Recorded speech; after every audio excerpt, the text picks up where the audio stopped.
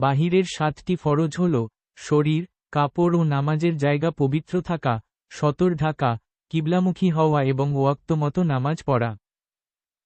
ভেতরের 6টি ফরজ হল আরকান, তাকবীরে তাহরিমা, কিয়াম, কিরাত, রুকু, সিজদা এবং শেষ বৈঠক। এই 13টি ফরজের মধ্যে কোনো একটি বাদ পড়লে নামাজ বাতিল হয়ে যাবে। নামাজের বাইরের 7টি ফরজ আহকাম। 1. শরীর পবিত্র হওয়া, অজু বা গোসলের মাধ্যমে শরীরকে পবিত্র রাখতে হবে। 2.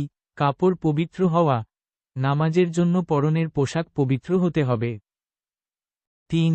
নামাজের জায়গা পবিত্র হওয়া, যে স্থানে নামাজ পড়া হবে সেটিও পবিত্র হতে হবে। 4. সতর ঢাকা, পুরুষের নাভি থেকে হাঁটু পর্যন্ত এবং নারীদের মুখ, হাত ও পা ছাড়া পুরো শরীর ঢেকে রাখা। 5. কিবলামুখী হওয়া, নামাজের সময় কিবলার দিকে মুখ করে দাঁড়ানো। 6. ওয়াক্তমতো নামাজ পড়া, নির্ধারিত সময়ের মধ্যে নামাজ আদায় করা। এবং 7. নামাজের জন্য দাঁড়ানো, রুকু বা সেজদা করার জন্য দাঁড়ানো ঠিকভাবে করতে হবে। নামাজের ভেতরের 6টি ফরজ আরকান। 1. তাকবীরে তাহরিমা, নামাজ শুরুর সময় আল্লাহু আকবার বলে হাত তোলা।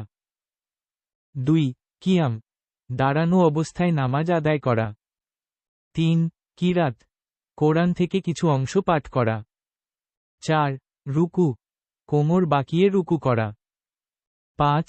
সিজদা, কপাল, নাক, 2 হাত, 2 হাঁটু ও 2 পায়ের পাতা মাটিতে স্পর্শ করে